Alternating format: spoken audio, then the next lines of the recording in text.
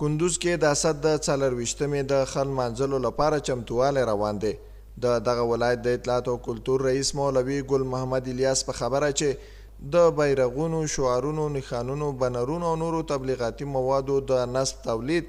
او چمتو کولو چارې په چټکۍ روانې دي او په وینا یې د دوی هڅه دا ده څو دغه ویاړمنه ورځ کندوز کې په ښه توګه ونمانځل شي. د اطلاعات فرهنګ د خوا نه به ځینې فرهنګي مواد د دغه غونډې دپاره اماده کیږي. په دیوالونو باندې به شعارونه لیکل کیږي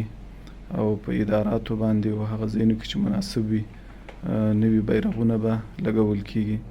او همدارنګه د غونډې مجلس چې په کوم ځای کې جوړیږي هلته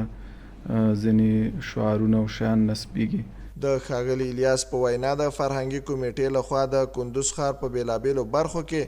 پر دیوالونو لیکنې هم ترسره کیږي چې موخه یې د اسلامي امارت د بریا ارزښت، د سولې، ملي یووالي او خپلواکۍ پیغام خلکو ته رسول دي. سږکال د اسد د 24مې ورځې د لمانځلو په خاطر باندې د کندوز ولایت مقام کې موږ د والي صاحب په شتون کې